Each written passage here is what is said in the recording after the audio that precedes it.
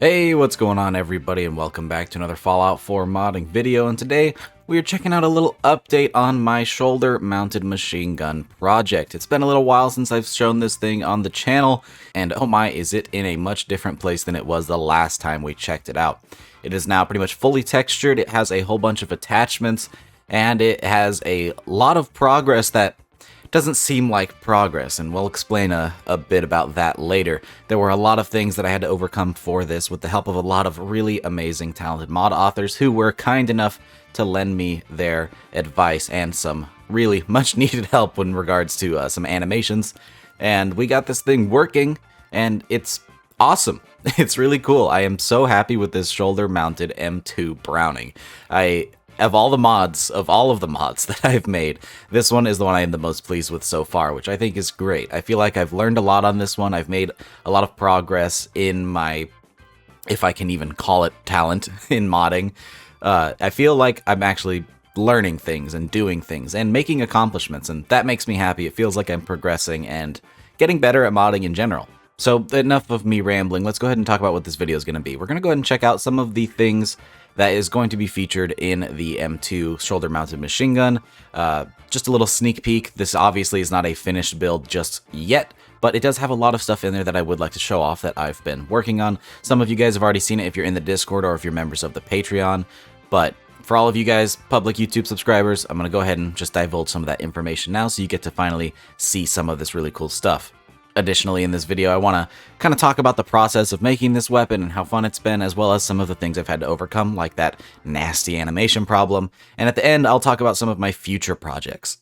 So yeah, for starters, let's talk about this shoulder-mounted machine gun. So as you know, I put up a vote not too long ago where you guys got to pick from an assortment of weapon mods, and this is the one that you chose. I'm sure that a lot of people were expecting the shoulder-mounted machine gun to be the original SMMG from the Fallout New Vegas Lonesome Road DLC, but I did explain in the video that that is not exactly what I was going for. I wanted to make something original, something that was my own creation, and we ended up making a shoulder-mounted M2 Browning chambered in .50 caliber, sort of a heavy autocannon of sorts that you can wield on your shoulder, because there are no real heavy machine guns. The only thing we have in vanilla Fallout 4 is the minigun, and that's just whatever.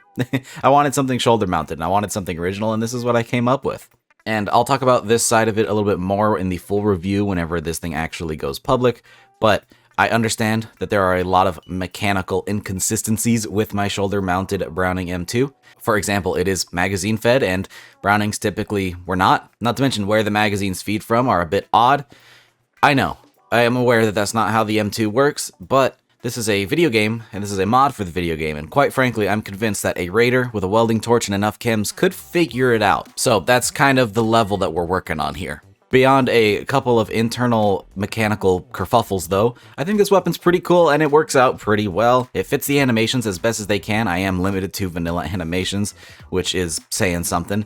The fact that we could even get this thing to work is pretty neat. I had some really awesome suggestions from you guys on how to make the animations look a little bit better, as well as some modders like the Sixth Messenger, who had suggested a couple of alternative magazines that actually made it into the mod and look really, really cool.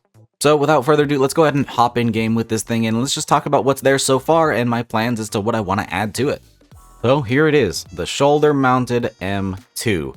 I ended up renaming this thing to the shoulder-mounted M2 as opposed to the shoulder-mounted machine gun, just in case somebody ever decides to mod in the classic one from New Vegas. That way there's not a confusion in your load order in case you want to run both. But here is the essentially most basic form of this weapon, with basically all the standard attachments, no perks. This is just what it looks like, and I'm really happy with how it came out. You can see that there is a point where there is just a Browning M2 just sitting right about here with a whole bunch of, I would say aftermarket, but I don't think anybody's buying this stuff. A lot of additions made by raiders and settlers and whoever decided they wanted to mount this thing to their shoulder. I'm thinking that when it comes to spawns that this thing will be on high-level gunners and super mutants, and maybe raider bosses. I'm trying to decide whether or not I want that, as this is going to be a pretty late-game heavy weapon, using .50 caliber rounds and doing a whole lot of damage. Now, let's check this thing out in first person and see what it actually looks like.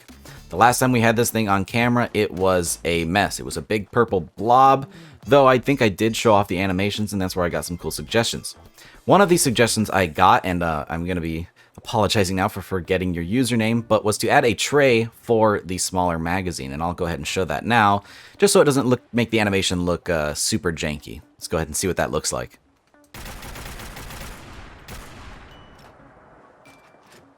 So as you can see, there's a little tray there, and it kind of makes sense as to why the character is lining up the magazine, when in reality, this is using triple barrel missile launcher animations, and so the magazine is just a lot bigger on that thing, and I'm trying to make it use a really small magazine, so it looks a little jank.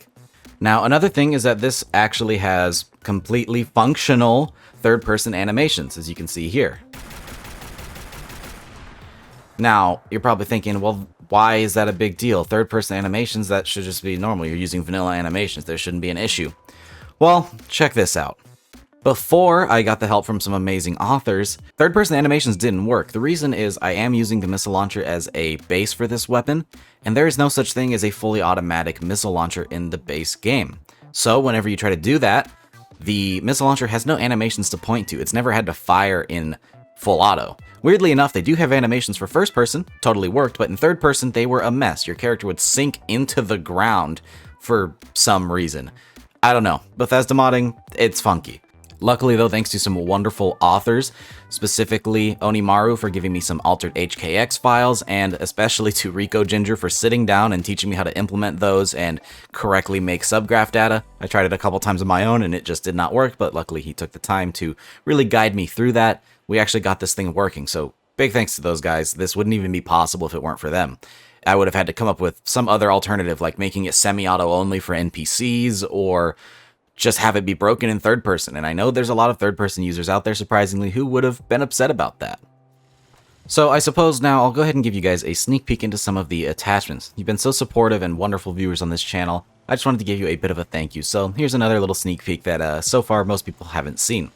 For starters, we do have some magazine options. So we have the standard small mag, which is interesting. Again, this is not how an M2 functions, but I don't care. It fits the animations.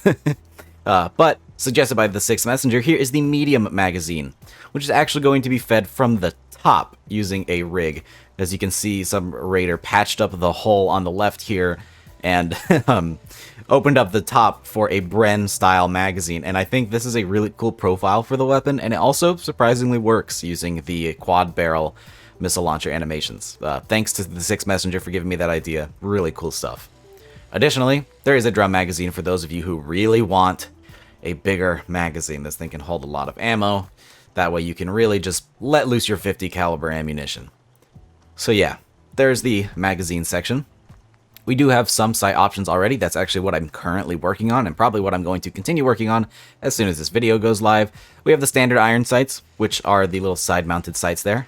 I know that the M2 sights are still mounted to the original gun, but using those would be a bit difficult since you have to put all of that between you and the sights. So obviously those aren't going to work, and we need something mounted to the side. Additionally, I did add some anti-air sights for the nice little target sight there on the front, which is a lot of fun to use. It has some increased zoom too, so that you can really see what you're shooting at. And then I did add a nice little side-mounted reflex sight, which I thought looked pretty cool.